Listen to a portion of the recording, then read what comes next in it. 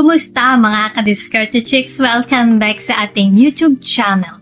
Ngayon ay pag-uusapan natin kung ano ba dapat gawin kapag hindi ka pinapansin ng nililigawan mong babae na halos di nagre-reply sa chat mo. So wala na tayong paligoy-ligoy pa, tara na at simulan na natin.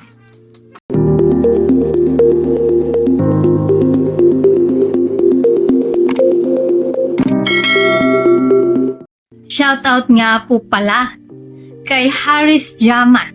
Ito na po ang sagot sa tanong po ninyo sa inyong comment. Kaya makinig po kayong mabuti para wala po kayong makaligtaang detalye. Nais ko din pong i-shoutout si ka-Diskarte Chicks Robert Ballesteros at Angel Parales.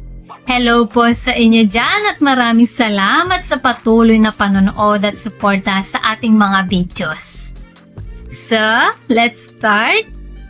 Mga ka-Diskarte Chicks, tatalakayin natin ngayon ang mga kadahilanan at mga dapat nyong gawin kapag hindi pinapansin ng babaeng dinidiskartehan ninyo.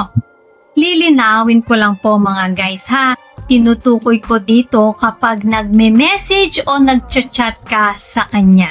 Number 1, wrong timing. Isa ito sa pinaka-common dahilan bakit hindi kanya pinapansin eh. Kasi wrong timing ka sa pag-chat mo. Baka naman nagchat-chat ka kapag oras ng trabaho niya. So anong tamang gawin?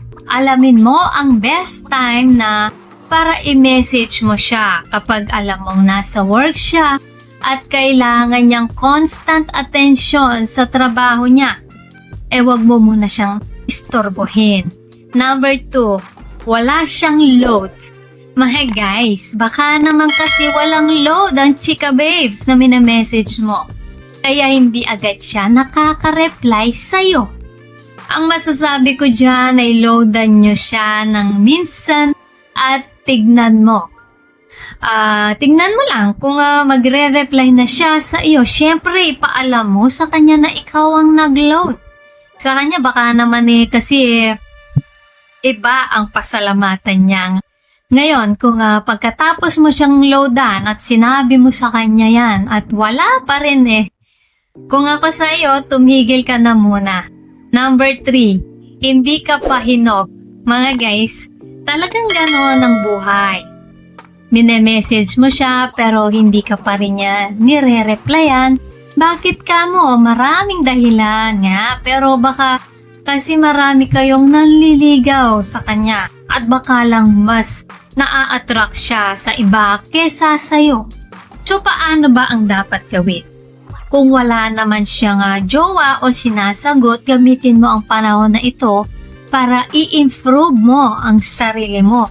Baka naman wala ka kasing trabaho kaya hindi ka niya nire-replyan. Maghanap ka muna ng work o baka naman may dapat kang ayusin sa sarili mo. Example, baka masyado kang mataba? Get healthy muna. You need to work on it yourself guys. Kailangan patunayan mo sa kanya na pwede kanyang piliin. Mangyayari lamang ito kapag maipakita mo sa kanya na ikaw ang dapat niyang piliin.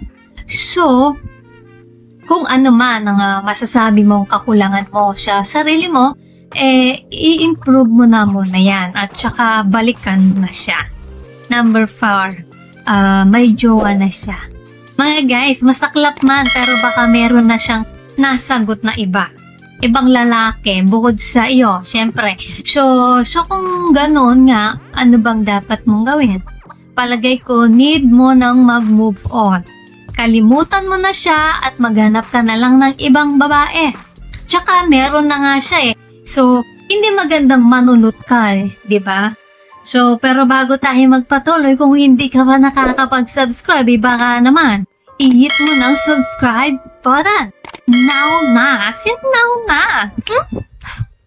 Number 5, hindi ka niya gusto.